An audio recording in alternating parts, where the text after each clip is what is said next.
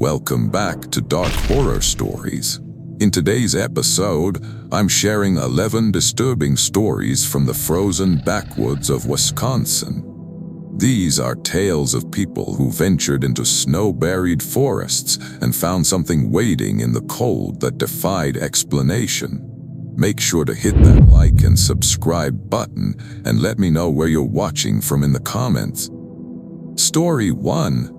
The cabin sat about 40 miles north of Hayward, tucked back in a section of forest so dense that even in winter, with all the leaves gone, you couldn't see more than 100 yards in any direction. My uncle left it to me when he died, which should have felt like a gift, but the lawyer had this weird hesitation when he handed over the keys.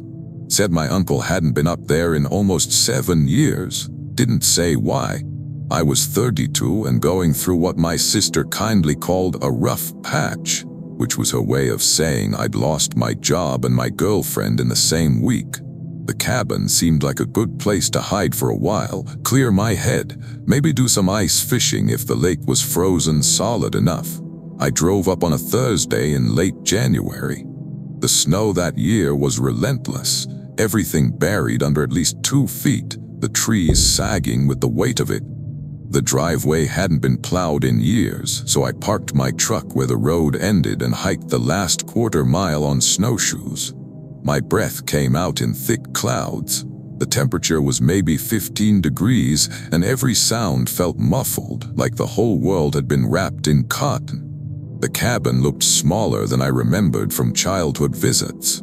Dark logs, a stone chimney, windows that reflected nothing but white. I noticed my uncle had installed new locks at some point, heavy deadbolts on both the front and back doors. Seemed like overkill for a place nobody visited. Inside smelled like old wood and something else, something metallic I couldn't quite place. The furniture was covered in white sheets that had gone gray with dust. I spent the first hour just getting the generator running and the wood stove going. The cabin had electricity, but my uncle had disconnected it from the grid. Everything ran on the generator now, which struck me as odd but not alarming. Not yet. By the time I had a decent fire crackling, the sun was already starting to set. Winter days up there are cruelly short. I made myself some instant coffee on the camping stove I'd brought, ate a sandwich, tried to feel like this was the fresh start I needed. The coffee tasted burnt even though I'd barely heated the water. That's when I found the journal. It was in the drawer of the small desk by the window, underneath some old utility bills and a water-damaged deck of cards. My uncle's handwriting unmistakable. He always wrote in this cramped, slanting script that looked like it was trying to slide off the page. The journal was maybe half full. Most of it was mundane, notes about repairs he needed to make, reminders to himself about when he'd last treated the roof, that sort of thing. But the last entry was from March, 7 years ago, just 3 sentences. Heard it again last night, counted to 340 before it stopped. Not staying after dark anymore. I read it twice, 3 times. Heard what and why count? I told myself it was nothing. My uncle had been 68 when he died, and according to my mom, he'd gotten a little paranoid toward the end. Thought the government was watching him, worried about his phone being tapped. This was probably just more of that, but I kept coming back to that number, 340. Why would you count unless you needed to know how long something lasted? Night came fast and absolute. The generator hummed in the small shed out back, and inside the cabin the lights seemed dimmer than they should have been, throwing long shadows that moved when I moved. I tried to read a book I'd brought, but I kept losing my place, reading the same paragraph over and over without absorbing a word. Around 8 o'clock I heard it. At first I thought it was wind. A low, resonant sound, almost like someone blowing across the mouth of a bottle. It seemed to be coming from outside, from the direction of the tree line, about 30 yards from the cabin. I went to the window, cupped my hands around my eyes to block the reflection from the lamp behind me. Nothing but darkness and snow.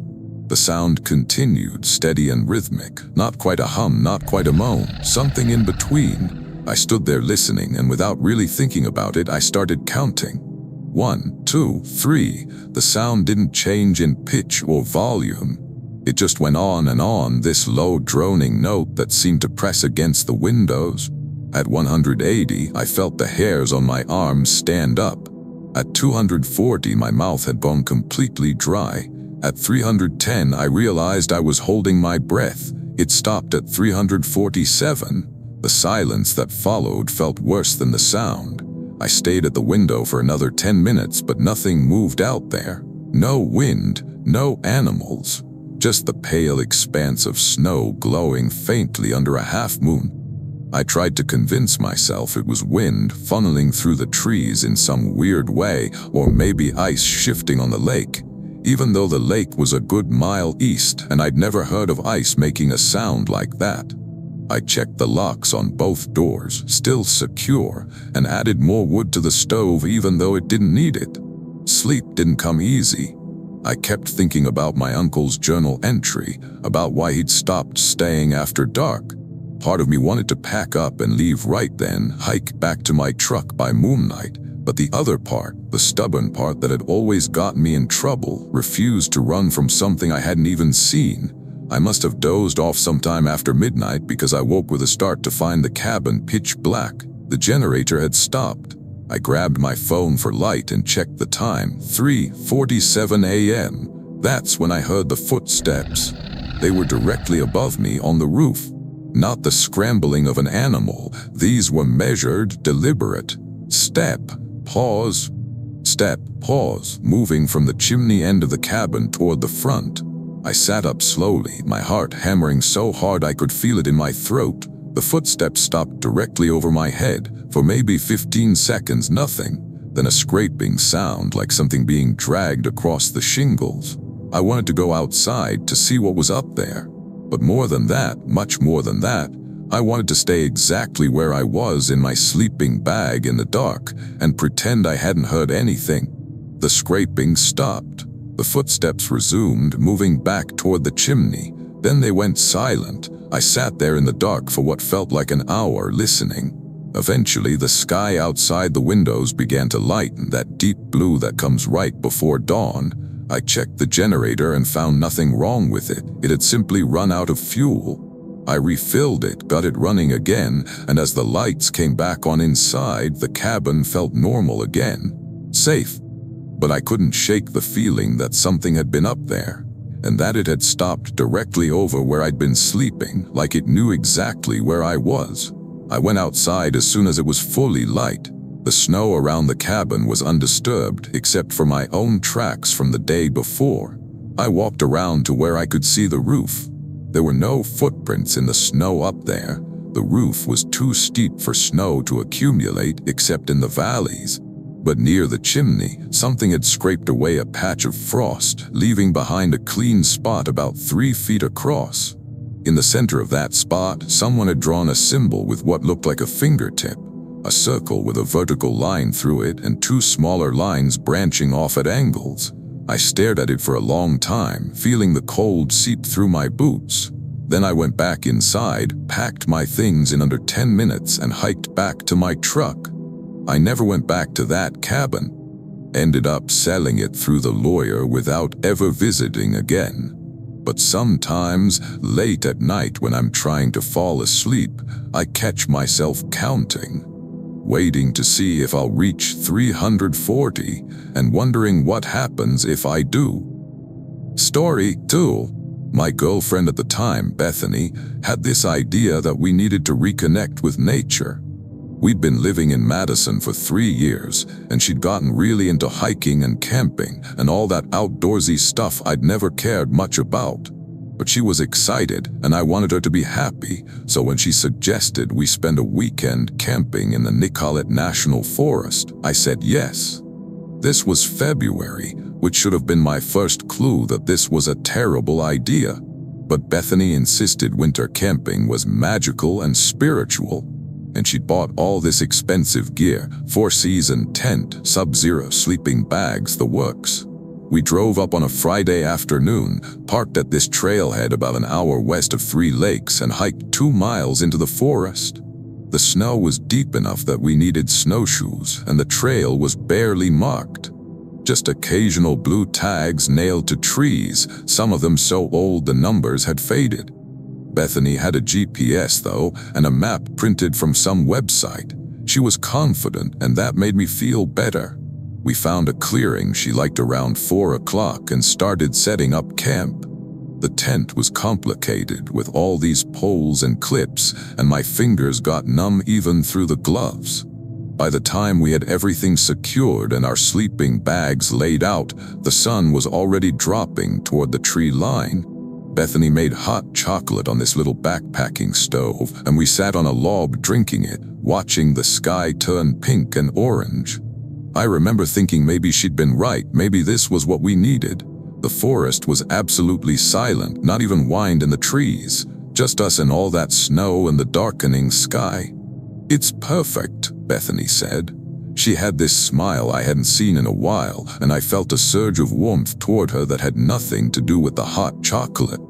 We ate dinner from pouches, some kind of freeze-dried pasta that wasn't half bad, and talked about regular things.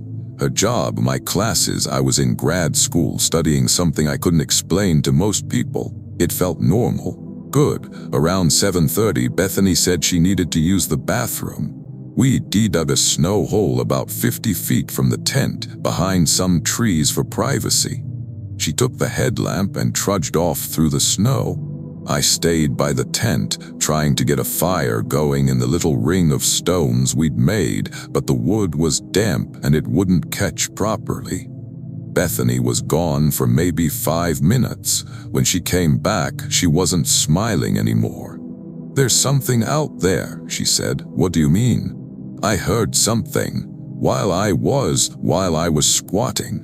Something moving through the trees. I listened, nothing but silence."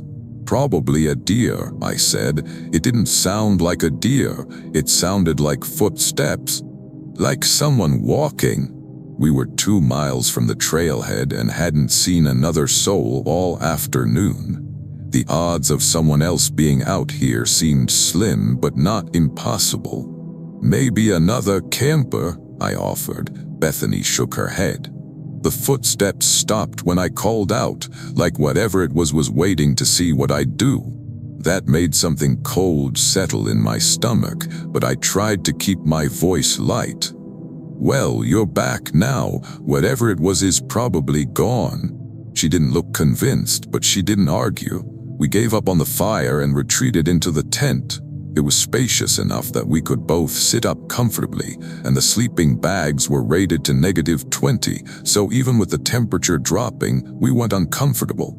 Bethany read from her Kindle for a while using a book light, and I played a game on my phone until the battery got low and I shut it off to conserve power. Around 9, we heard it. A voice, calling from somewhere in the trees. Distant but clear. "Help! Someone please help!" Bethany and I looked at each other. The voice came again, closer this time. "Is anyone out there, please?" It was a man's voice, strained and desperate. Without saying anything, Bethany unzipped the tent and stuck her head out. "Hello, are you okay?" Silence, then, "Please help me, I'm lost." The voice was maybe 100 feet away now, coming from the direction we'd hiked in from. Bethany grabbed her headlamp and started pulling on her boots. "Wait," I said, "something feels wrong about this." "Someone's hurt," she said. "We have to help." But I was thinking about what she'd said earlier, about footsteps that stopped when she called out, about something waiting. "Let me go," I said. "You stay here." She started to protest, but I was already lacing up my boots. I took her headlamp and unzipped the tent flap. The cold hit me immediately. The temperature had dropped at least 10 degrees since we'd gone inside. "Hello," I called out. "Where are you?" "Over here. Please, I can't feel my feet anymore." The voice was coming from a cluster of pine trees about 60 feet to our left. I started toward it, my headlamp beam cutting through the darkness. The snow out here was unmarked except for our earlier tracks. No sign of anyone else. "Keep talking so I can find you," I shouted. "I'm right here, please hurry." I was almost to the pines now. My light swept across the trunks, the heavy branches bent low with snow. "Nothing. Where exactly are you?" I said, and then the voice came from behind me. Right behind me, so close I should have been able to feel breath on my neck. "Right here." I spun around. The clearing was empty. Bethany stood at the tent entrance, her silhouette backlit by the small light inside. I could see her clearly. There was nothing between us, but the voice had come from right behind me, less than a foot away. I ran back to the tent, my heart slamming against my ribs. Bethany grabbed my arm as I dove inside. "What happened?" "We need to leave," I said. "Right now. It's the middle of the night." "I don't care. We're leaving." Something in my voice must have convinced her because she didn't argue. We stuffed our sleeping bags into their sacks, collapsed the tent without bothering to fold it properly, and shoved everything into our packs. The whole time I kept expecting to hear that voice again, but the forest stayed silent. We hiked out by headlamp, following our GPS. It took us almost 2 hours because we kept stopping to catch our breath, the heavy packs and deep snow making every step exhausting. Neither of us spoke. We just moved as fast as we could manage. About halfway back to the trailhead, Bethany stopped suddenly. "Look," she whispered. She was pointing her headlamp at the snow beside the trail. There was a set of footprints there running parallel to our path, barefoot prints in February in snow. They matched our pace for about 30 feet, then veered off into the trees and disappeared. We didn't stop again until we reached the truck. We broke up 2 months later, not because of what happened exactly, but it changed something between us. Made us both realize we didn't know each other as well as we thought we did. Bethany moved to Portland. I stayed in Madison, but I still think about those footprints sometimes. How they kept perfect pace with us. How they were barefoot in 15-degree weather. And mostly, I think about that voice right behind me, speaking into empty air. I've never been winter camping since. Story 3. I worked for a property management company out of Milwaukee, and one winter they sent me up to check on a house near Ashland. The owner had died, some old woman who'd lived alone for the last 15 years, and her estate was in probate. My job was to make sure the pipes hadn't frozen, check for any obvious damage, take some photos for the insurance company. Standard stuff. The house was on this rural route about 10 miles outside town, surrounded by state forest land. When I pulled up, the first thing I noticed was how dark it looked, even though it was only 2 in the afternoon. The trees crowded close on 3 sides, and the house itself was this old 2-story farmhouse, probably built in the 20s or 30s. White paint peeling, shutters hanging crooked, a real fixer-upper. The driveway hadn't been plowed all winter, so I parked on the road and walked in. The snow came up to my knees in places. No other footprints, no tire tracks. I'd been told the woman, Irene Hodgen, according to the paperwork, had died in a nursing home back in November. The house had been sitting empty for 3 months. The front door was locked, but I had keys, 3 of them on a ring, each labeled in spidery handwriting. Front, back, basement. That last one made me pause. Who locks their basement from the outside? Inside, the house was freezing. My breath plumed in front of my face. I checked the thermostat. Someone had turned it down to 50 degrees, probably to keep the pipes from bursting while saving on the heating bill. The furniture was old but well-maintained. Floral couch, a recliner with an Afghan draped over it, TV from the 90s, everything covered in a thin layer of dust. I took photos as I went through the rooms. Kitchen, living room, dining room. Everything looked normal, if dated.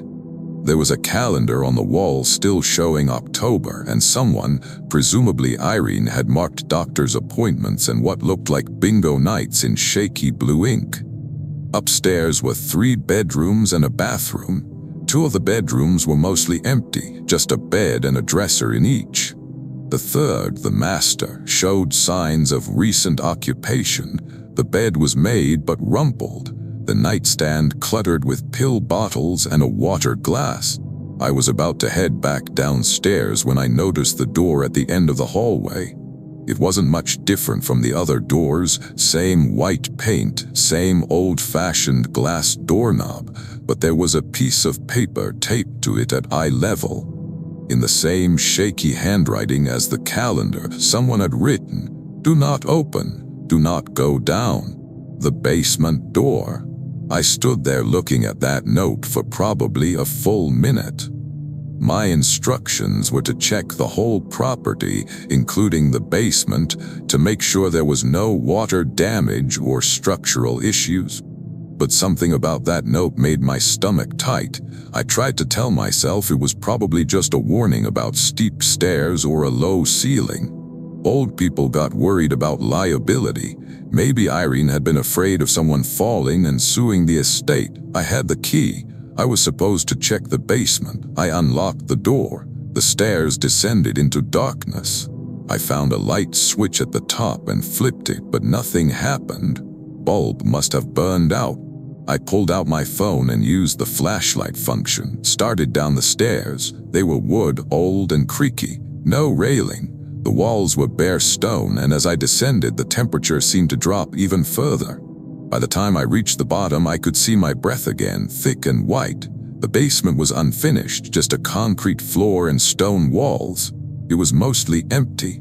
A few cardboard boxes in one corner, an old washer and dryer against one wall, some rusted tools hanging from hooks. My phone light cut through the darkness in a narrow beam, leaving most of the space in shadow. That's when I saw the chains. They were mounted to one wall about 6 feet apart. Heavy chains, the kind you might use for a tow truck, with thick metal cuffs at the ends. The cuffs were open, hanging there like empty hands. I stepped closer, trying to understand what I was looking at. The chains were maybe 4 feet long, secured to the stone wall with enormous bolts.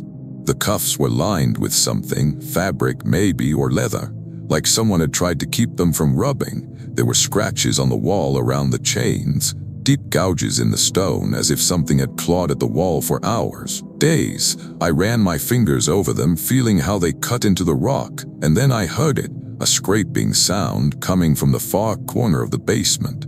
The corner my phone light wasn't reaching. I swung the light toward the sound. For just a second, less than a second, I saw something pale down there. Something that moved, pulling back away from the light. Every rational part of my brain told me it was nothing. A trick of shadows, a rat, but rats don't pull back from light. Rats don't move like that, all wrong, joints bending in ways they shouldn't. I backed toward the stairs, keeping my phone light aimed at that corner. The scraping came again, and with it a smell, rotted meat and something else, something sweet and nauseating. I ran up those stairs faster than I've ever moved in my life, slammed the basement door behind me and locked it with shaking hands. The note stared at me, "Do not open, do not go down." I should have listened. I left the house within 5 minutes. Didn't finish the inspection, didn't take all the photos I was supposed to. Just got in my truck and drove back to Milwaukee. When my boss called that evening asking why my report was incomplete, I lied. Said the house was structurally sound, no issues, recommend putting it on the market as is. He seemed satisfied with that. The company listed the house 2 weeks later. As far as I know, it sold within a month. But here's the thing I haven't told anyone. Before I left, I looked at the title history on the county website. Irene Hodgen had owned that house for 43 years. She'd lived alone for the last 15, but before that, for almost 30 years. The records listed 2 occupants, Irene Hodgen and her sister Margaret. I searched for Margaret Hodgen online. Nothing came up. No obituary, no death certificate, no records at all after 1995. It's probably nothing. Margaret probably moved away, started a new life somewhere else. But I keep thinking about those chains, about the scratches in the stone, about something pale pulling back from my light. And I wonder, when they found Irene in the nursing home when she died in November, what happened to whoever was living in that basement? I'll probably never know, and maybe that's for the best. Story 4. Listen, I'm not the kind of person who believes in ghosts or hauntings or any of that supernatural garbage. I'm an engineer. I work with facts, with things I can measure and test. So when I tell you what happened at the Delwood Lodge, you have to understand, I spent weeks trying to find a rational explanation. The lodge was built in the 1930s, a sprawling rustic resort on the shores of Lake Namakagon. It had been closed for almost 10 years when my company bought it. The plan was to renovate it, turn it into a high-end vacation destination. I was the project manager, which meant I spent 3 weeks that January living on site, overseeing the initial assessment and starting the demolition of the sections that couldn't be saved. I had a crew of 6 guys with me at first, but after the first week, they all found excuses to leave. Problems at home, other jobs. One guy claimed his mother was sick. By the second week, it was just me and a contractor named Devon Walsh. Devon was from Eagle River, had worked construction his whole life. Big guy, quiet, the kind of person who didn't spook easily. We got along well enough. Worked during the day, had dinner together in the lodge's old dining room. We'd set up a camping stove and some folding chairs, then went to our separate rooms at night. The lodge had 42 guest rooms across 3 floors. Devon and I had claimed rooms on the 2nd floor, relatively close together. The place still had electricity, which was something. Heat was iffy. The old boiler worked but struggled to keep the whole building warm, so we mostly relied on space heaters. I started noticing the sounds around day 4. At first, I thought it was just the building settling. Old places make noise, wood expanding and contracting, pipes ticking, wind in the walls, but these sounds were different. Footsteps, clear and distinct, pacing back and forth in the hallway above my room. I mentioned it to Devon the next morning. He nodded slowly. "Yeah, I've been hearing things too. Figured it was you walking around." "I sleep like a log," I said. "Once I'm out till morning." We looked at each other, both trying to decide if this was something worth worrying about. Finally, Devon shrugged. "Old building," he said. "They all make weird noises." That night I stayed up later than usual, reading some specs for the electrical work we'd need to do. Around midnight, the footsteps started again, directly above me, pacing back and forth. I counted the steps, 12 paces in one direction, then 12 back, over and over. I grabbed my flashlight and went upstairs to the 3rd floor. The hallway was dark and my breath fogged in the beam of light. It was colder up here, noticeably colder. I walked to the section of hallway that should have been directly above my room. Empty, no footprints in the dust. The doors to all the rooms were closed. I tried the first door, locked. The second door opened, revealing a room stripped bare except for a metal bed frame and a broken chair. The third door was locked again. I went through the whole hallway. Every room was either locked or empty. The footsteps had stopped the moment I came upstairs. I went back to my room, and within 5 minutes of me lying back down, the footsteps resumed. 12 paces forward, 12 back. I didn't sleep well that night. The next morning, I told Devon I wanted to check something. We went up to the 3rd floor together, and I showed him the section of hallway above my room. "Help me get into these locked rooms," I said. We forced open 3 doors. Each room was the same, empty or nearly empty, thick dust on the floors, windows that looked out over the frozen lake. No sign that anyone had been in them for years. But in the 3rd room, Devon found something. Behind the door, scratched into the wooden frame, someone had carved words. They were small, barely visible, but once you saw them, you couldn't look away. "It walks when you sleep." Devon and I stood there staring at those words. He cleared his throat. "Probably just some kid. You know, people break into abandoned places all the time." "Yeah," I said, but I didn't believe it, and I could tell he didn't either. That night I lay in bed listening, waiting. The footsteps started right on schedule just after midnight, 12 paces forward, 12 back, and then they stopped. Not gradually, they just ceased mid-step. The silence that followed was absolute. I held my breath listening. Then I heard a different sound, a scraping like something being dragged. It was moving along the hallway above me, slow and deliberate, heading toward the stairs. I got out of bed as quietly as I could and opened my door a crack. The second-floor hallway was dark. I could see the stairwell at the far end, and I watched as something pale appeared at the top of the stairs. It was descending. I could only see part of it. A leg, impossibly thin, bone white. The movement was wrong, joints bending backward, the leg reaching down to the next step with too many joints. And as it moved, it scraped against the wall, that same dragging sound I'd heard. I closed my door as slowly and carefully as I could, then locked it. My hands were shaking so badly it took 3 tries. The scraping sound continued down the hallway. I heard it pass my door, heading toward Devon's room at the end of the hall. Then it stopped. 3 soft knocks on Devon's door. I wanted to shout to warn him, but my throat had closed up. The knocks came again, then a voice, thin and papery, "Let me in, I'm so cold." Devon's door opened. I heard him say, "What the?" Then a sound I can't adequately describe, wet and tearing and brief. Silence. I stayed in my room until dawn, sitting on the bed with my back against the wall, pocket knife in my hand like that would do any good.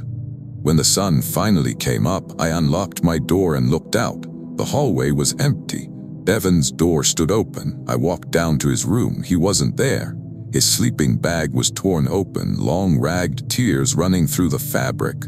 One of his boots lay on its side near the door, the other was gone. There was no blood, no sign of a struggle beyond the torn sleeping bag, just Devon gone. I called the police. They searched the lodge and the surrounding woods, never found him. The official conclusion was that he'd wandered off and gotten lost in the woods, maybe fallen through the ice on the lake. But his truck was still in the parking lot, his wallet was still in his room, and no one could explain the sleeping bag. I quit the project that day, told my company I was done, they could fire me if they wanted. They didn't fire me, just reassigned me to a different site. The lodge sat empty for another 2 years before they found a different contractor willing to finish the work. It's open now, apparently doing good business. I've seen the website, looks nice, all renovated, the kind of place families go for summer vacation, but I still have nightmares about that leg on the stairs, about those backward bending joints, about Devon opening his door. And sometimes late at night in my apartment I hear footsteps in the unit above me, 12 paces forward, 12 back. I tell myself it's just my neighbor, just someone who can't sleep, pacing to tire themselves out. But I've met my upstairs neighbor. She's a 70-year-old woman with a walker. She doesn't pace. Story 5. My brother Simon convinced me to go ice fishing with him in February of 2019. We drove up to Lake Superior, to this little access point near Cornucopia where Simon swore the walleye were biting. I'd never been ice fishing before. I'm more of an indoor person, to be honest.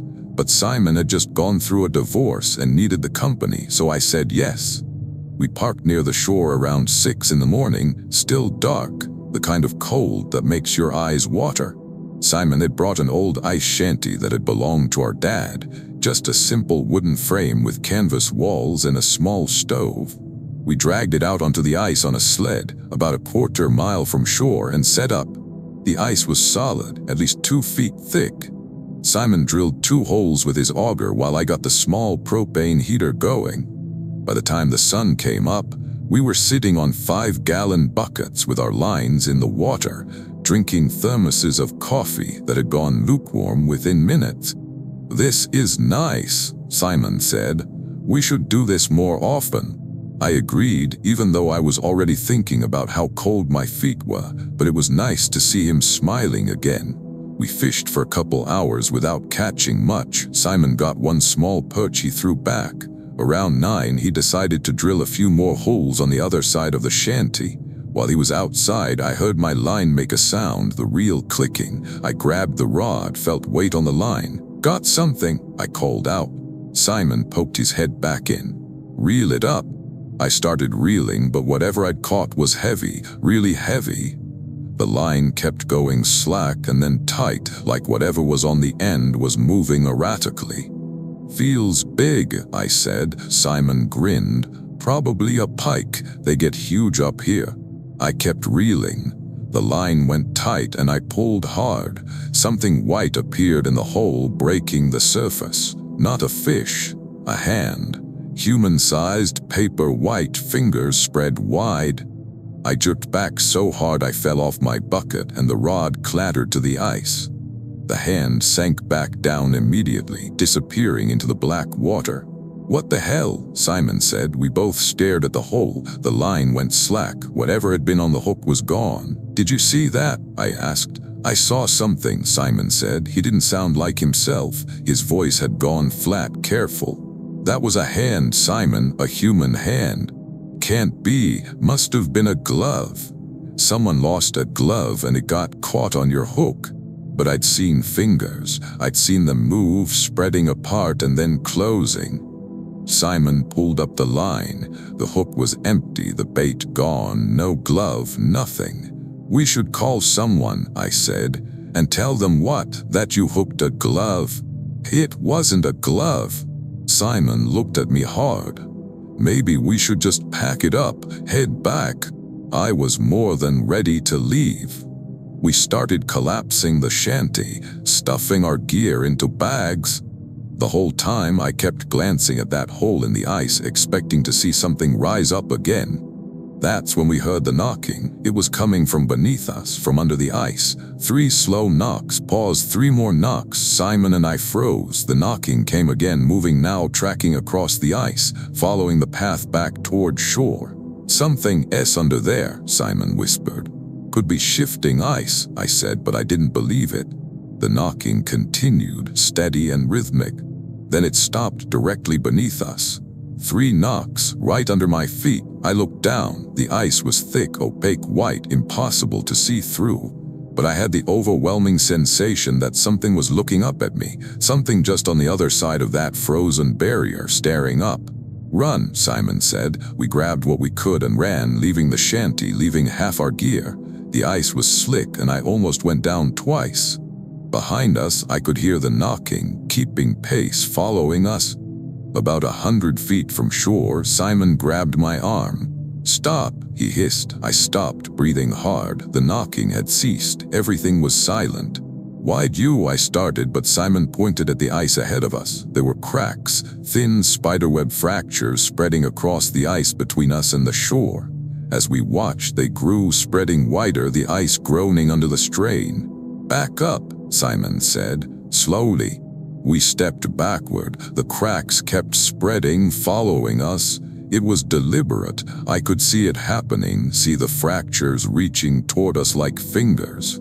"To the left," Simon said, "angle left." We moved laterally, parallel to the shore.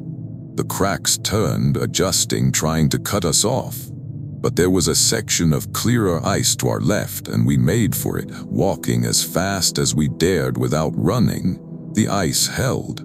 We made it to a different section of shore about 200 yards from where we'd parked, scrambled up the rocky bank. Only when we were on solid ground did we stop, turning to look back. The cracks had stopped spreading. The ice was still, the lake silent. Our shanty sat out there, a small dark shape against the white. "We're not going back for it," Simon said. We walked along the shore to his truck, got in, cranked the heat. Neither of us spoke for a long time. Finally I said, "What was that?" "I don't know." "Do you think someone's under there? Like someone who fell through?" Simon shook his head. "That ice is 2 feet thick. Nobody fell through, and even if they did, they'd be frozen solid by now. But the hand— I know what we saw, Simon interrupted. But I don't know what it was, and I don't want to find out. We drove back to Madison that afternoon. Simon called the DNR the next day, said he'd left some equipment on the ice and wanted to retrieve it. They told him the lake was safe, the ice solid all the way out. He could go get his stuff anytime. He never went back. 3 weeks later, I got a call from a guy who'd found Simon's shanty, said it had been moved. It was now a full mile from where we'd left it, sitting on the ice near the shipping channel. The door was open. Inside, someone had arranged all our abandoned gear in a circle. In the center of the circle, they'd piled fish. Dozens of fish, all dead, all frozen solid. And in the middle of the pile of fish, there was a glove, white, waterlogged, human-sized. Simon never went ice fishing again. Neither did I. We don't talk about what happened that day, but I know he thinks about it. I can tell by the way he looks at frozen water now, like there might be something underneath, waiting.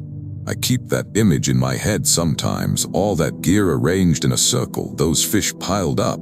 Someone had been inside the shanty, someone had touched our things, someone had moved that shanty a mile across the ice. I still don't know what to make of it, and honestly, I hope I never find out. Story 6.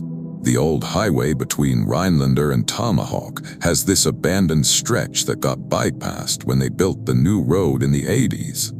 It's still there, the old blacktop all cracked and heaved, winter weeds growing through the breaks. Most people don't even know it exists because the entrance is blocked off with Jersey barriers. But if you're on foot or you've got a snowmobile, you can get around the barriers easy enough. I was 24, working a dead-end job at a hardware store, living with my mom because rent in town was too expensive.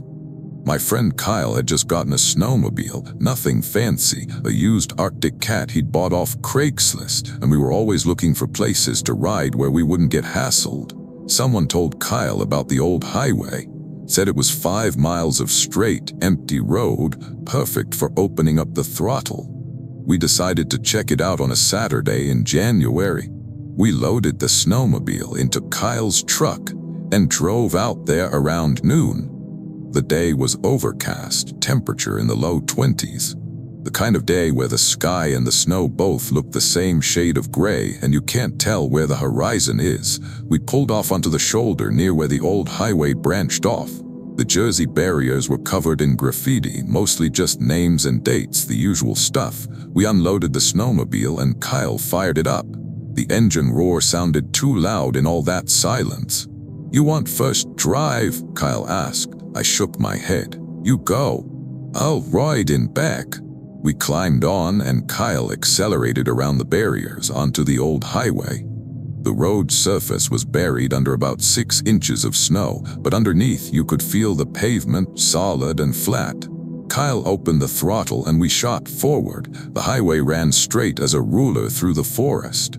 Pine trees pressed close on both sides, their branches heavy with snow. We passed a few old mile markers. The reflective paint faded to almost nothing. A fallen-down sign that might have once advertised a long-defunct motel. About 2 miles in, Kyle slowed down. There was something in the road ahead.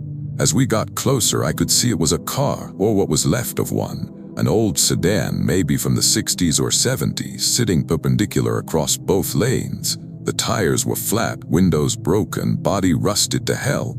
Snow had drifted up around it, making it look like it was sinking into the road.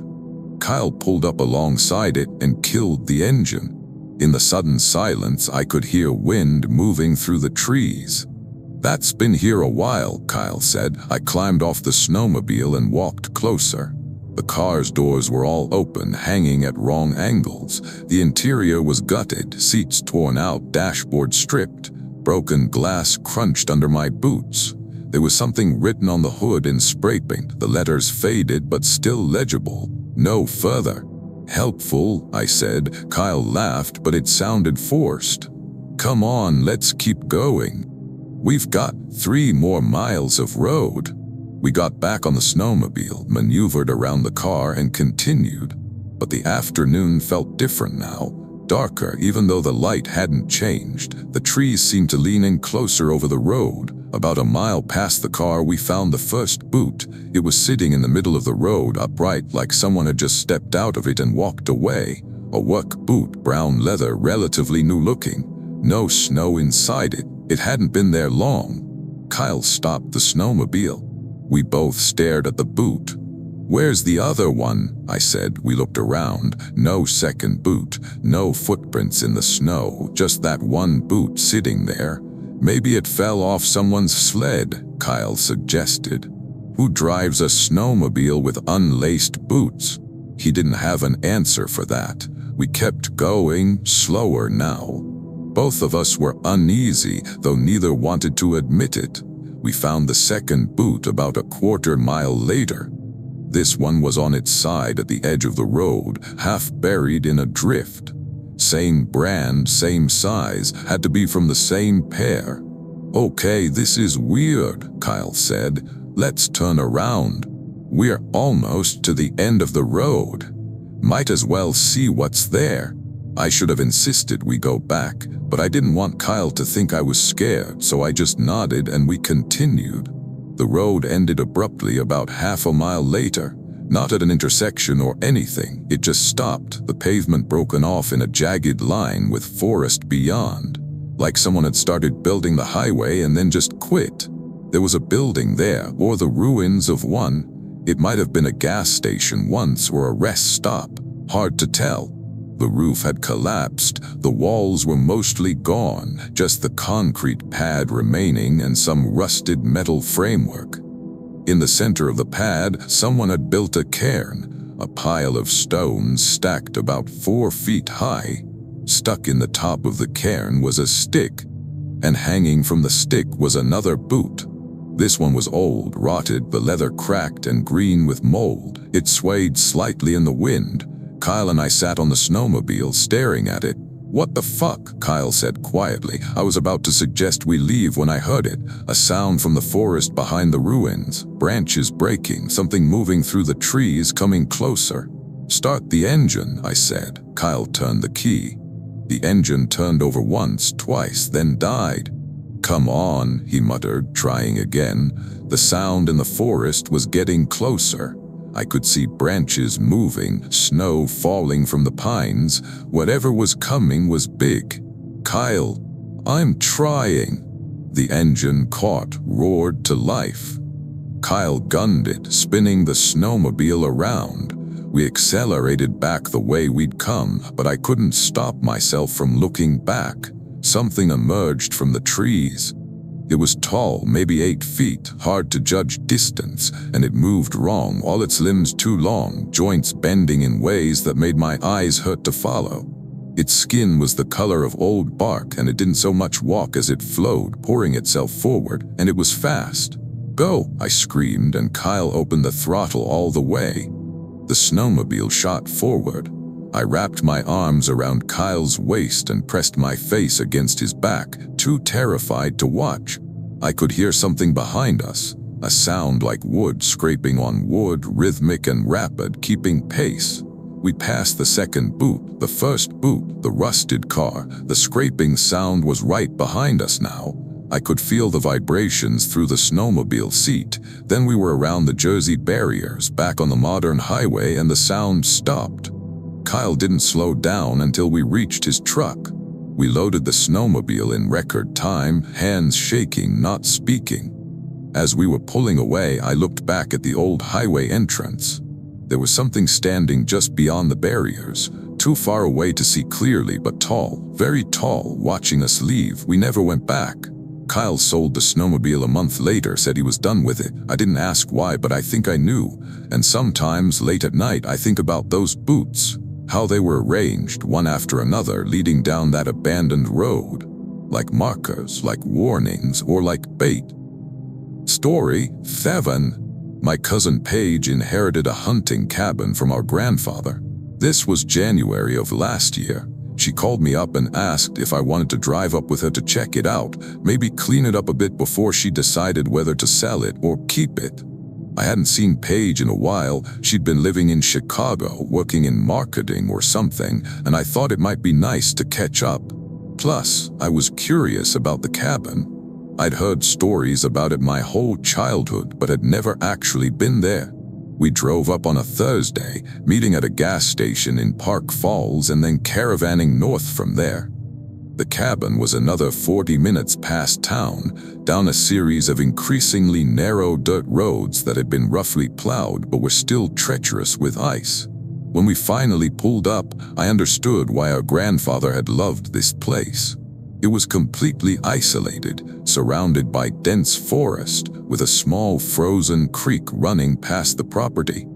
The cabin itself was small but well-built, solid logs chinked with mortar, a stone chimney, windows with actual shutters that looked functional rather than decorative.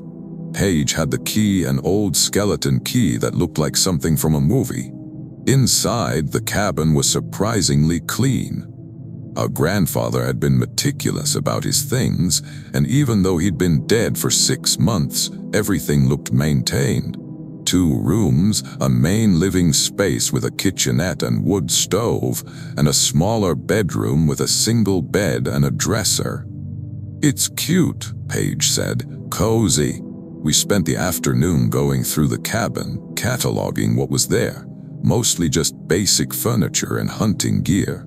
In the bedroom closet, Paige found a box of our grandfather's old journals. He'd been a dedicated journal keeper, writing every day of his life for as long as I could remember. Paige pulled out one of the journals at random and started flipping through it. "Oh my God, listen to this. November 12, 1998. Shot an 8-point buck near the ridge. Cleaned it on the back porch. Good eating for a month." She laughed. He was so matter-of-fact about everything. I was looking through a different box, finding old photographs. Our grandfather as a young man posing with various deer and fish. Some photos of our grandmother before she died. I found one of him standing in front of the cabin with a group of other men, all of them holding rifles, grinning at the camera. There was a date written on the back, October 1984. I showed it to Paige. "Recognize any of these guys?" She studied the photo. "That one's Uncle Frank, and I think that's Dick Holloway. You remember, he ran the feed store. The others I don't know." We kept sorting through things until it started getting dark. Paige had brought groceries, and we made a simple dinner on the camp stove, pasta with jarred sauce, a salad from a bag. While we ate, Paige kept reading from the journals, sharing funny or interesting entries. Then she found the last journal. The entries stopped in August, a few weeks before our grandfather died, but the last entry was strange. Paige read it out loud. August 18th. "Something's been coming around at night, don't know what it is. Found tracks this morning I don't recognize, too big for deer, wrong shape for bear. The door was scratched last night, deep gouges, need to reinforce the locks." Paige looked up. "That's weird." "He was 83, I said. "Maybe he was getting confused." But Paige had turned to the entry before that. "Listen to this. August 15th. Heard it again last night. Sounds like crying but not quite, more like imitation crying. Stayed inside, made sure everything was locked." A chill ran down my back that had nothing to do with the temperature. "Keep reading." Paige flipped back further. "They're all like this, the whole month of August. He talks about hearing sounds, finding tracks, something trying to get inside. Why didn't he leave? I don't know. He doesn't say." We sat there in silence for a moment. Outside, night had fallen completely. The cabin's windows showed nothing but darkness. "Maybe we should head back," I said. "It's a 2-hour drive and we've both been traveling all day. Let's just stay the night, leave first thing in the morning." I didn't argue, but I didn't like it. We checked the locks on both doors, solid deadbolts recently installed. The shutters on the windows had latches on the inside, and Paige closed and latched them all. "There," she said, "now we're sealed in tight." We decided to sleep in the main room, closer to the wood stove. Paige took the old couch, and I made a bed on the floor with some sleeping bags we'd found in the closet. We left one lamp on, neither of us wanting complete darkness. I must have fallen asleep around 11 because I was dreaming when the crying woke me up. At first, I thought it was part of the dream, but as I surfaced into consciousness, I realized the sound was real. It was coming from outside, from somewhere near the cabin. A woman crying, sobbing, broken, desperate, the kind of crying that makes you want to run toward it to help. I sat up. Paige was already awake, sitting on the couch with her knees pulled to her chest. "Do you hear that?" she whispered. I nodded. The crying continued, moving around the cabin, first near the front door, then along the side wall, then around to the back. "Someone's hurt," Paige said. "We should." "No," I said it more sharply than I meant to.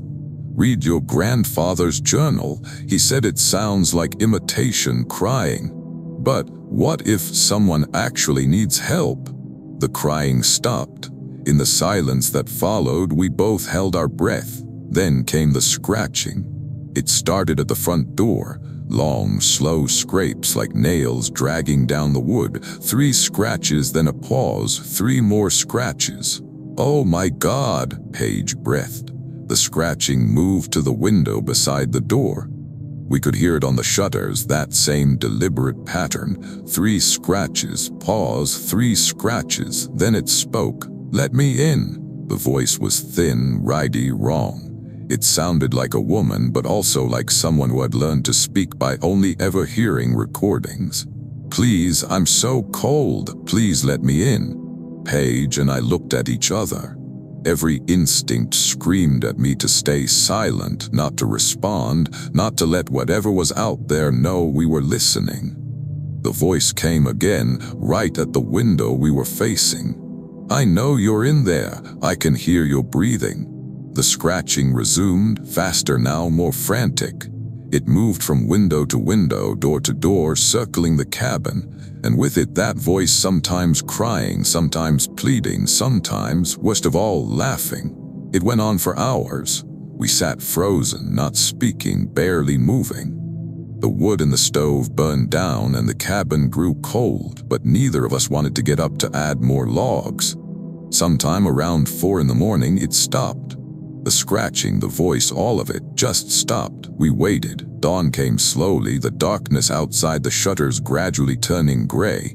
When it was fully light, I finally stood up and went to the nearest window. I opened the shutter a crack and looked out. The snow around the cabin was marked with tracks. They circled the building, coming right up to the walls, but they weren't animal tracks, they were human. Barefoot human prints in the snow. Except they had too many toes, 7 on each foot, and the stride was too long, the prints spaced too far apart, like whatever made them had legs that didn't match the size of its feet. Paige and I left within 20 minutes, didn't even pack properly, just threw our stuff in our cars and drove. We passed a sheriff's deputy on the way out and almost stopped to report what happened. But report what exactly? That we heard crying, that something scratched at the door. Paige sold the cabin 2 months later. Took a loss on it, didn't even try to negotiate. I asked her once if she told the buyers what we experienced. She said no. What would be the point? I still think about those footprints sometimes. 7 toes, stride too long. And that voice, so almost human but not quite, saying, "I know you're in there." I hope whoever bought the cabin never stays there at night. Story 8. The state park near Devil's Lake has this trail system that most tourists never bother with. It's on the far side of the park, away from the main attractions, and the trails aren't maintained as well. If you know where to look, there's a cutoff about 2 miles in that leads to an old fire tower. The tower's been closed for years, the stairs declared unsafe, but people still hike out there sometimes just to see it. I went alone in February, which was probably my first mistake. I'd been hiking those trails since I was a teenager, and I liked the solitude of winter hiking. No crowds, no noise, just me and the snow and the quiet. The trail was icy in places, and I had to use my trekking poles for balance more than once. It took me about 45 minutes to reach the cutoff. The path to the fire tower was obvious. Someone had tied an orange ribbon to a tree branch to mark it, but the snow here was deeper, undisturbed. Nobody had been this way in a while. I followed the trail up a steady incline, my breath coming harder, my legs burning. The fire tower appeared through the trees, a skeletal metal structure rising about 60 feet above the forest floor. It looked lonely standing there, brown with rust, the stairs zigzagging up to an enclosed cabin at the top. There was a chain across the bottom of the stairs with a faded sign. Danger, unsafe structure, do not climb. I had no intention of climbing. I just wanted to take some photos and eat my lunch before heading back. I found a fallen log that was mostly clear of snow and sat down, pulling out my thermos and a sandwich. The forest was absolutely still, not even wind, just perfect silence. That's when I noticed the marks in the snow. They were near the base of the fire tower on the opposite side from where I sat. I stood up and walked closer, trying to make sense of what I was seeing. Someone had drawn in the snow, or written, a series of symbols, each one about 2 feet across, arranged in a circle around the tower's base. They looked deliberate, precise. The lines were sharp, like they'd been drawn with a stick or gloved finger. I didn't recognize the symbols. They weren't letters or numbers, at least not any I knew, just abstract shapes, spirals and angles and crosses. I pulled out my phone to take a picture. As I was lining up the shot, I noticed something else. There were footprints leading away from the circle, heading into the woods. Barefoot prints in February, in snow. The prints led off the trail into a dense section of forest where the underbrush was thick even in winter. I stood there for a long time looking at those tracks, trying to come up with an explanation. A local kid, maybe, doing some kind of ritual for a dare. Except it was 15 degrees out, and those footprints went deep into wilderness where no road came close. I decided to follow them. I told myself I'd only go a little way just to see where they led. The prints were easy to track. They went in a straight line, never deviating, never showing any sign of the person stumbling or running, just steady, measured steps. About 50 yards in, I found the first piece of clothing. A sock, frozen stiff, lying on top of the snow. 20 yards further, a shirt, t-shirt, thin cotton, the kind you'd wear in summer. Then pants, underwear, another sock. Each piece of clothing laid out like breadcrumbs, marking the path.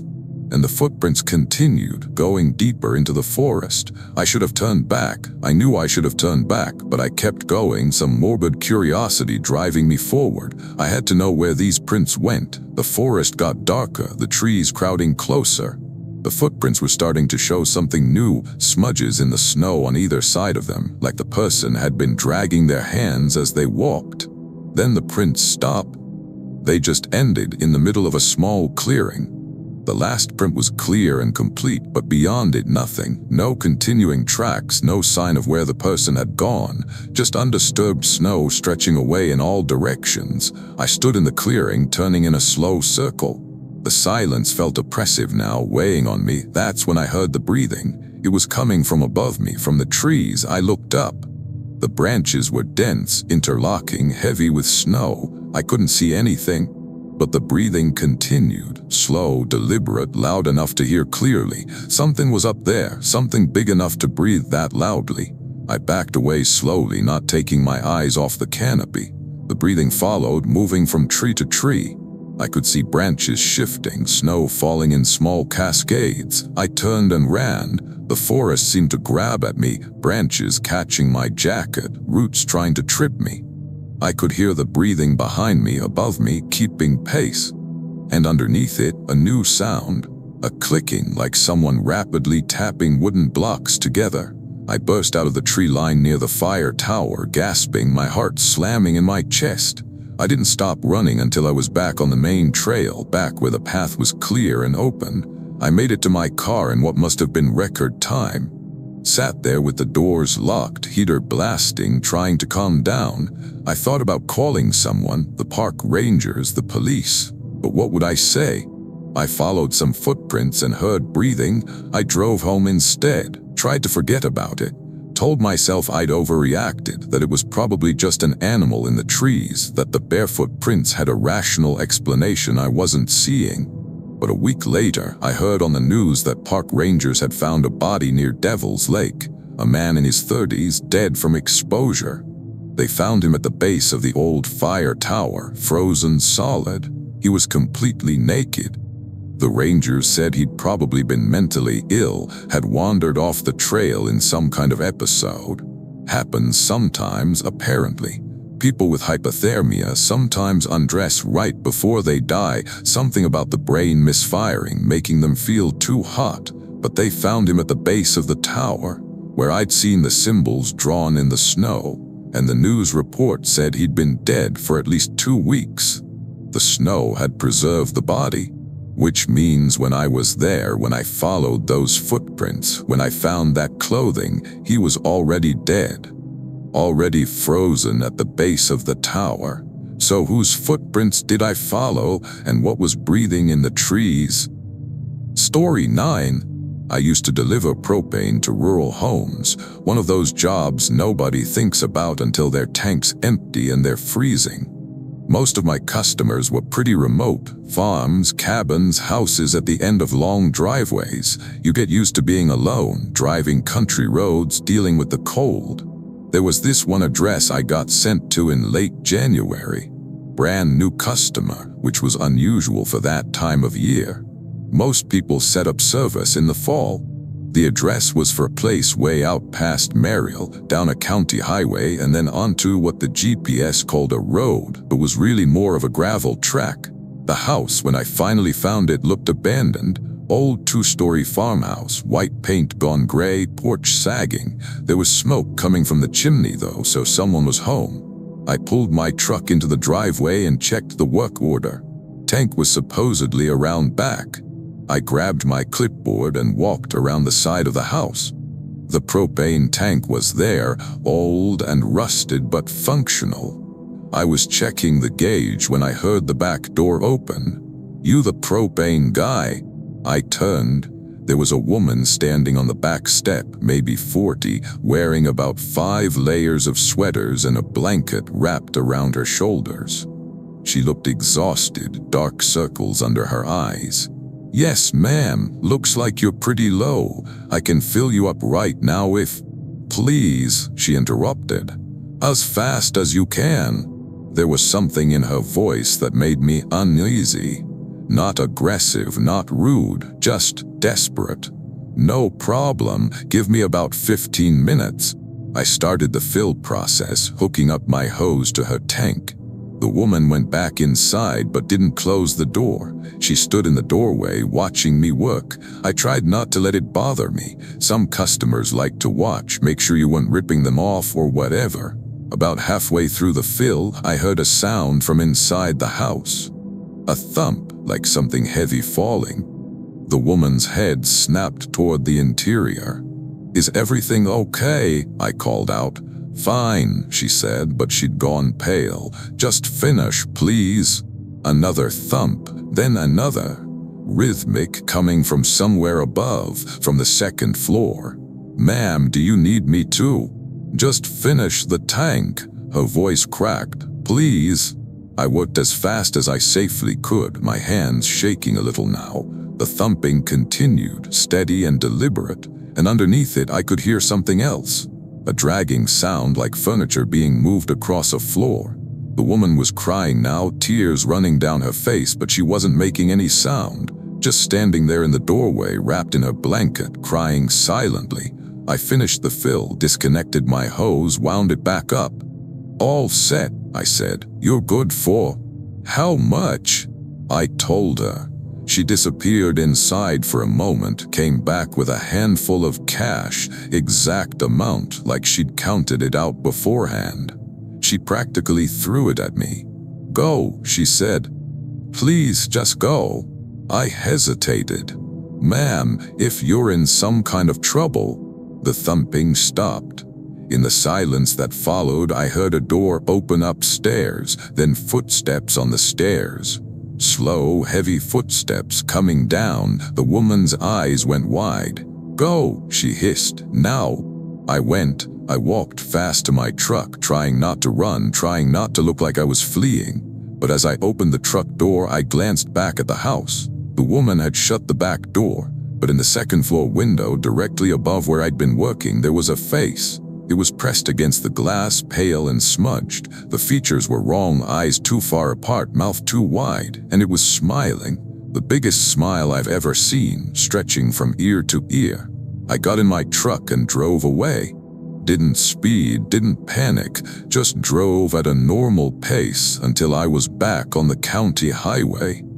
I called my supervisor when I got back to the depot. Told him something felt wrong at that address, that maybe we should send someone to check on the woman. He said he'd call the sheriff's department, have them do a welfare check. The sheriff went out there that afternoon, found nothing. The house was empty, no sign of forced entry, no sign of a struggle, no woman, no one living there at all. The house had been empty for months, according to the neighbors. No electricity, no running water. Nobody had lived there since the previous owner died back in October. But the propane tank was full. I'd filled it. I had the paperwork to prove it.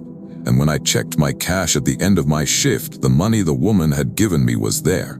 Real bills, legal tender. My supervisor told me I must have gotten confused about the address, but I had the GPS coordinates, I had the work order, that was the house. The sheriff's department closed the case, nothing to investigate, nothing to find. I didn't push it. What was I going to say? That I saw a face in the window with a too-wide smile. But I drive past that county highway sometimes on my way to other deliveries. And I always slow down a little, wondering if I should turn off and check. I never do, because I remember that face in the window, that smile, and I remember how the woman looked at me with those desperate eyes, crying without making a sound. Whatever was in that house with her, I don't think she was there voluntarily, and I don't think she was able to leave. Story 10. My girlfriend Rachel and I decided to spend a long weekend at a rental cabin near Boulder Junction. This was February, the middle of a cold snap where temperatures weren't getting above zero even during the day. But the cabin looked nice in the photos, modern, well-insulated, all the amenities. Perfect for a romantic getaway. We drove up on a Friday afternoon, stopped for groceries in town, and arrived at the cabin around 4 o'clock. The property was beautiful, 10 acres of forest, the cabin sitting in a small clearing, all windows and modern architecture. Nothing like the rustic places my family had always stayed in. The owner had left a welcome basket with local cheese and crackers, a bottle of wine, instructions for the hot tub. We unpacked, opened the wine, and spent the evening cooking dinner and watching the snow fall outside the big picture windows. It was perfect. Exactly what we'd needed. Around 10, Rachel suggested we try the hot tub. We bundled up in robes and boots for the short walk from the back door to where the tub sat on a deck overlooking the forest. The contrast between the frigid air and the hot water was incredible, and we sat there for almost an hour, steam rising around us, stars brilliant above the trees. That's when Rachel pointed. "What's that?" I followed her gaze. There was a light in the forest, maybe 100 yards out, a warm, flickering light like a campfire or lantern. "Another cabin," I suggested.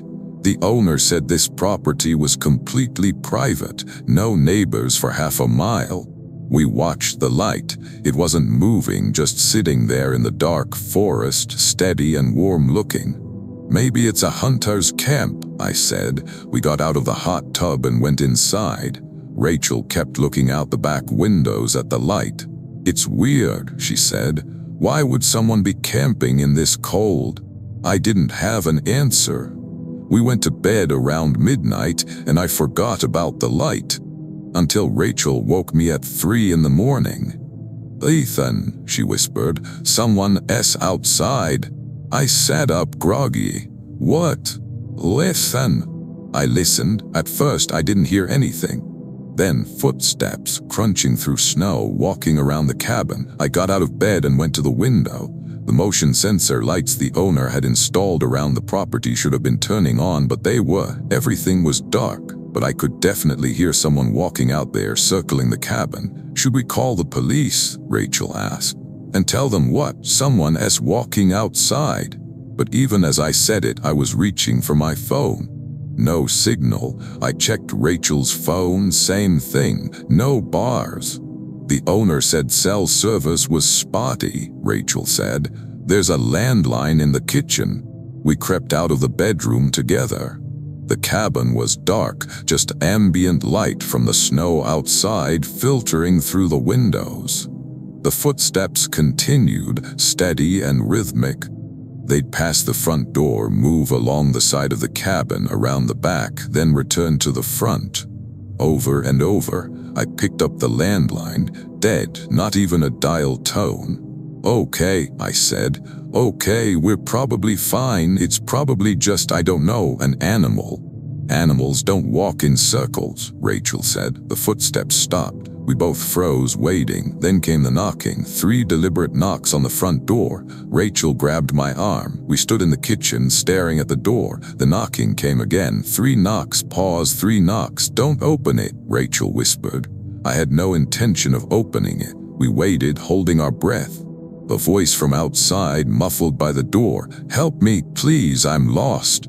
It was a woman's voice, young, scared. She sounded genuinely distressed. Part of me wanted to help, wanted to open that door, but something felt wrong. "Please," the voice continued. "My car went off the road. I need to call someone. Please let me in." Rachel and I looked at each other. "What if she really needs help?" Rachel whispered. I went to the front window, moving the curtain aside just enough to peek out. The porch light was off. Had we turned it off before bed? I couldn't remember, but in the darkness I could make out a shape standing at the door. It was a woman, or the silhouette of one. She was wearing what looked like a light jacket, completely inadequate for the cold. Her hair hung long and dark. She turned her head toward the window like she knew I was watching, and smiled. The smile was too wide, much too wide. Her mouth stretched from one side of her face to the other, and even in the darkness I could see it was wrong. I dropped the curtain and backed away. "We're not opening that door," I said. The knocking resumed, louder now, and with it the woman's voice, no longer pleading. Now she was angry. "Let me in, I know you're in there. Let me in." The knocking became pounding, hard enough to shake the door in its frame. Rachel and I retreated to the bedroom, locked the door, pushed the dresser in front of it. The pounding continued for what felt like hours, punctuated by that voice screaming, now demanding to be let inside. Then suddenly silence. We waited. Minutes passed. No sound from outside. "Is she gone?" Rachel whispered. I didn't know. We sat on the bed, backs against the headboard, watching the bedroom door like it might burst open at any moment. Dawn came eventually, gray light seeping around the curtains. When it was fully light, I moved the dresser and carefully opened the bedroom door. The cabin was empty, silent. I checked every room, every closet. Nothing. The front door was intact, no sign of damage from all that pounding. I unlocked it and stepped outside. The snow around the cabin was covered in footprints. They circled the building dozens of times, an endless loop. But they were too big. Way too big. Each print was at least 18 inches long, the stride impossible for a human, and in the center of each footprint someone had drawn a symbol. The same symbol repeated in every single print, a circle with a cross through it. Rachel and I packed and left within 20 minutes. We called the owner from town, said there'd been an emergency and we had to leave early. He was understanding, even refunded half our money. I've never told anyone what happened. What would I say? That a woman with an impossible smile knocked on our door. That whatever left those footprints was pretending to be human.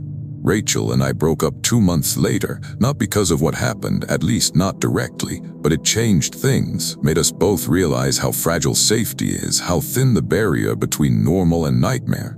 I still drive past Boulder Junction sometimes, and I always think about that light in the forest, that warm, flickering light that drew our attention, like a lure, like bait. I wonder how many other people have seen it. How many other people heard that voice at their door, and I wonder how many of them opened it. Story 11. The Timberline Lodge near Medford closed down in 2017. The building's still there, sitting empty, but the road up to it doesn't get plowed anymore. If you want to get up there in winter, you need snowshoes or a snowmobile. I went up there on a dare. My buddy Isaac bet me $50 I wouldn't spend a night alone in the lodge. It was a stupid bet, the kind of thing you agree to when you've had a few beers and you're trying to prove you're braver than you are. So on a Saturday in February, I borrowed my brother's snowmobile and rode up the old access road.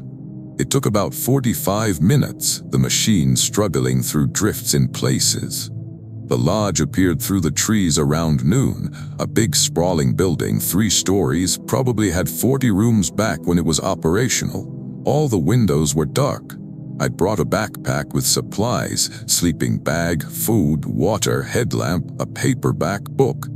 The plan was simple: get inside, find a room that wasn't too trashed, wait until morning, collect my $50. Getting inside was easier than I expected. Someone had already broken a window on the ground floor, probably kids exploring. I climbed through into what had been the lobby. The place was trashed, furniture overturned, graffiti on the walls, broken glass everywhere. But the structure seemed solid enough. I explored the ground floor first. There was a big common room with a stone fireplace, a dining hall with empty tables, a kitchen with industrial equipment all rusted and dead. Everything had that abandoned look, nature slowly reclaiming the space, water damage on the ceilings, carpet rotting. The second floor was guest rooms, most of them with their doors hanging open. I checked a few and they were all basically the same: stripped beds, dressers pulled open, occasional beer cans and cigarette butts left by previous explorers. The third floor was locked. There was a chain wrapped around the stairwell door with a padlock and a handwritten sign: "Unsafe, do not enter." I decided to stay on the second floor. Found a room toward the middle of the hallway that seemed slightly less destroyed than the others.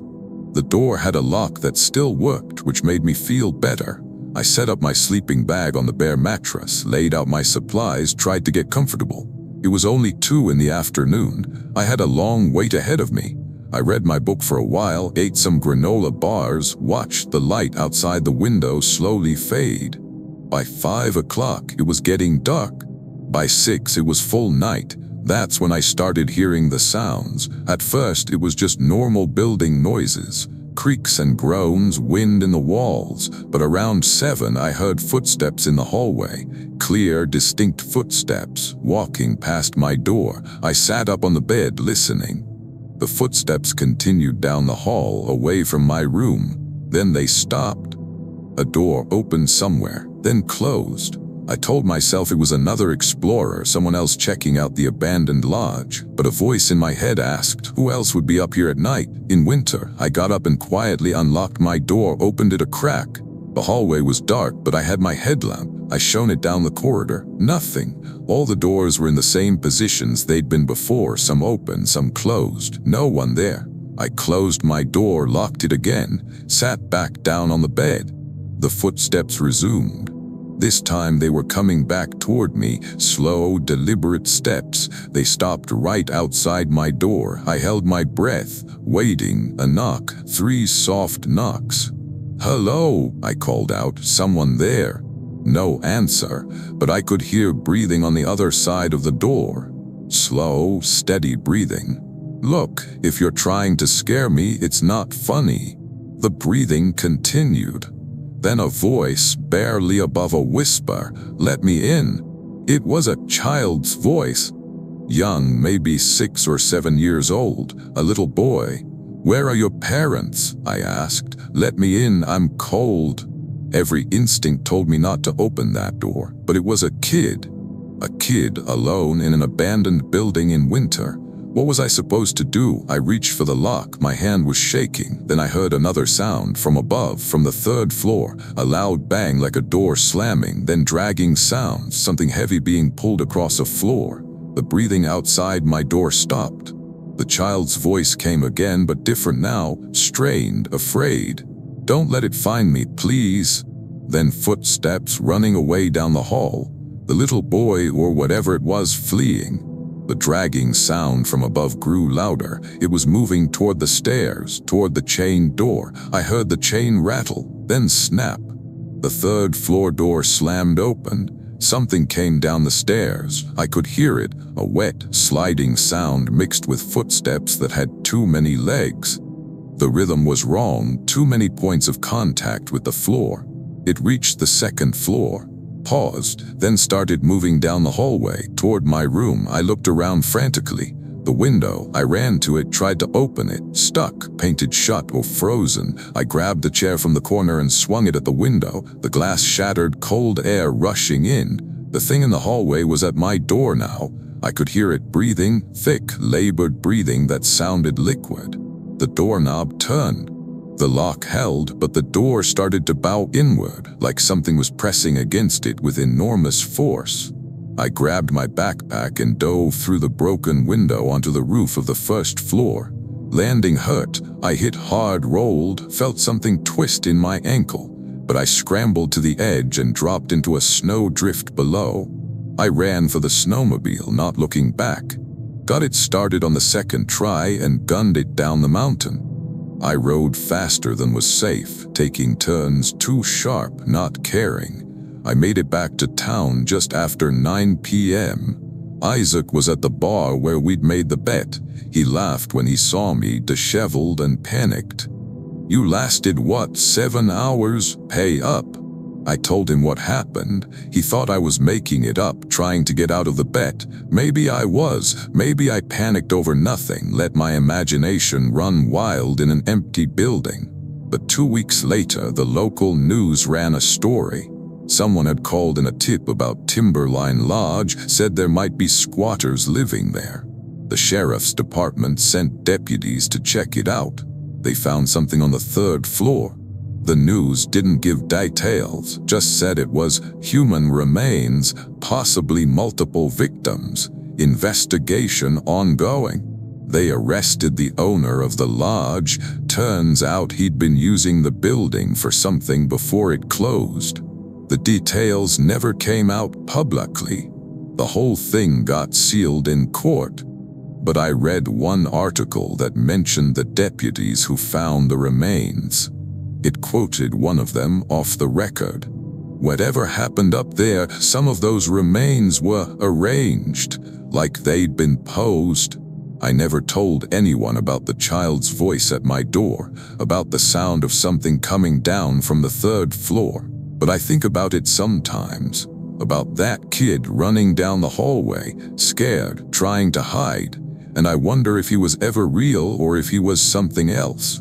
Something that lived in that building, pretending to be a child, using a child's voice to make people open their doors. Thanks for watching. If you enjoyed these stories, hit that like button and subscribe for more. Let me know in the comments which story unsettled you most, and share this with your friends who love a good scare. Until next time, stay safe out there, especially if you're heading into the Wisconsin wilderness this winter.